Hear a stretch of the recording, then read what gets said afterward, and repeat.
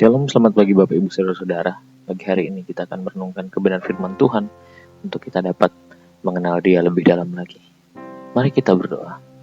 Kuasa-Mu besar Tuhan untuk kehidupan kami, melimpah dalam segala kebaikan-Mu. Dan pagi hari ini ya Bapa, tuntun kami melalui kebenaran firman-Mu yang menguatkan dan meneguhkan kami. Terima kasih Roh Kudus untuk hikmat-Mu. Dalam nama Tuhan Yesus, kami siap mendengarkan kebenaran firman Tuhan. Haleluya. Amin. Bapak Ibu Saudara-saudara, pagi hari ini kebenaran firman Tuhan berjudul Membangun Keterhubungan dalam Kristus. 1 Tesalonika 5 ayat yang ke-11. Karena itu nasihatilah seorang akan yang lain dan saling membangunlah kamu seperti yang memang kamu lakukan. Manusia tidak diciptakan untuk hidup sendiri. Sejak awal Allah menyatakan bahwa tidak baik manusia itu seorang diri saja. Kita semua membutuhkan keterhubungan, baik dengan Tuhan maupun dengan sesama. Namun dalam dunia yang sibuk dan individualistis, seringkali kita terasing secara emosional dan rohani. Paulus mengingatkan jemaat Tesalonika untuk terus membangun satu sama lain, menasihati dan saling memperhatikan. Inilah gambaran komunitas yang sehat dalam Kristus, tempat di mana keterhubungan menjadi kekuatan saling mendukung menjadi gaya hidup mereka. Bagaimana caranya kita dapat membangun keterhubungan dalam Kristus? Yang pertama adalah keterhubungan dimulai dari kesadaran akan identitas kita. Kita semua adalah bagian dari tubuh Kristus. Kita tidak berjalan sendiri, melainkan sebagai satu keluarga rohani. Kesadaran ini menumbuhkan kerendahan hati dan empati, karena kita tahu bahwa kita saling membutuhkan satu dengan yang lainnya.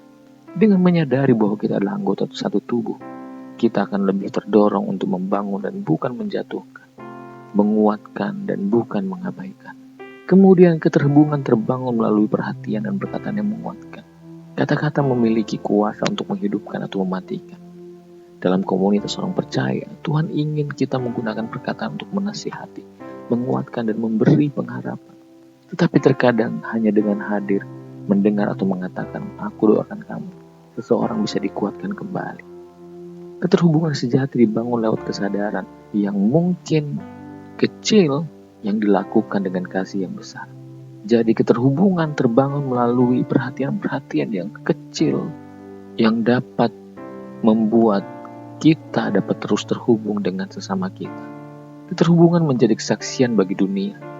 Yesus berkata bahwa dunia akan mengenal murid-muridnya bukan dari doktrin, tetapi dari kasih mereka satu terhadap yang lain. Ketika kita saling membangun dan menunjukkan solidaritas dalam kasih Kristus, itu menjadi kesaksian yang kuat di tengah dunia yang penuh dengan perpecahan. Orang lain akan tertarik pada Injil bukan karena argumen, tetapi karena mereka melihat kasih yang nyata yang hidup di antara umat Tuhan. Jadi pagi hari ini, Bapak Ibu Saudara-saudara, marilah kita bersama-sama untuk dapat saling terhubung dengan yang lain. Keterhubungan menjadikan kita kesaksian bagi dunia. Jika sesama orang percaya, kita dapat saling mendukung, mensupport, mengasihi satu dengan yang lainnya, maka kita akan menyaksikan kebaikan Tuhan bagi orang-orang di sekitar kita. Pagi hari ini, biarlah engkau belajar untuk memperhatikan atau terhubung dalam komunitas-komunitas kecil ataupun dalam persekutuanmu bersama-sama dengan saudara-saudara seiman. Ingat bahwa kita adalah tubuh Kristus yang saling terhubung satu dengan yang lain. Identitas kita sebagai orang percaya ditentukan di dalamnya. Ketika kita mau bersama-sama untuk saling membangun dengan empati, dengan kerendahan hati, saling mempedulikan.